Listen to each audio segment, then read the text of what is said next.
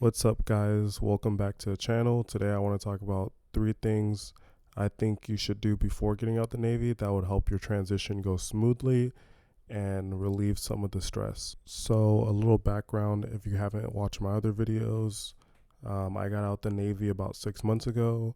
So, I've been documenting my transition and giving advice on things that I learned during this process. So, number one, I would say is to get your medical stuff started.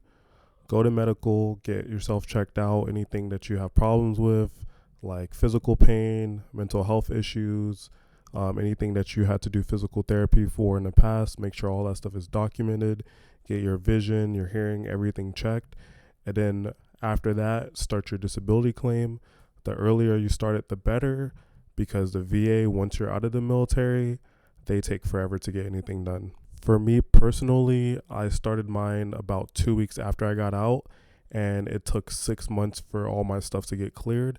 And I was on the lucky end because I know some people that took a year for their stuff to get cleared. The second thing that I would say is a necessity to do before getting out is to plan your finances and save. When you're active duty, there's things that you kind of take for granted, like the free food and free housing, and you don't get that stuff on the outside. So I would suggest before you get out, if you don't already have money saved up, eat at the galley or at the DFAC, whatever it may be called for your branch. Maybe sacrifice your comfort a little bit and save at least 6 months worth of finances. I say 6 months as the minimum because even if you're planning to get out and do school and use your GI Bill, or if your disability is already there, sometimes it takes them a while to pay you. And I feel like 6 months is a manageable time. You could figure stuff out within that time if it's taking too long, and it gives you a nice cushion. Also, with the saving, I would say try to pay off any debt that you may have, credit card debt, car payments, any of that stuff, unless you already have a job lined up.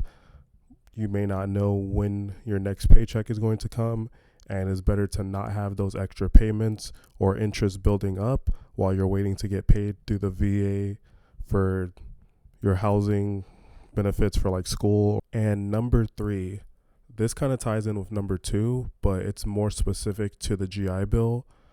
Plan out where you plan to live and what school you plan to go to before you even get out. I was approved for my school before getting out and everything, and I still had issues with my GI Bill. It took 3 months to get paid. Lucky for me, I did have money saved up, so it wasn't as bad, but it kind of still sucked during that time. And I did discover during my research that there's some schools that you don't get full GI housing benefits for because you have to have a certain amount of in-person credits. There's some schools that are not fully covered because they're private schools, and you'll have to get a Pell Grant, which still may not cover the complete cost. So knowing all of these things before even getting out gives you a better idea of where your financial situation's going to be, and you have a better plan. So with that being said, if you're in your last year in the military, you know for sure you're getting out, you're getting all your ducks in a row, try to have 6 months saved up. Make sure you come up with a spreadsheet or something for your finances so you know what your expenses are going to look like after you get out, what your income's going to look like. Start your medical stuff. That way you have your disability at least pending by the time you're out, and check for schools or whatever you decide to do with your GI Bill benefits, because some jobs also allow you to use your GI Bill for like the first year as like apprenticeship training and stuff like that.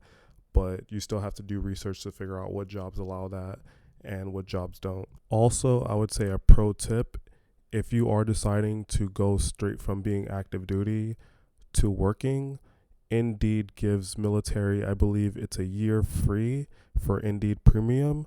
So that allows you to add things to your profile that other people don't have, view certain things that other people can't have, and view more detailed job postings. So I would keep that in mind. If you like this video, leave a like below.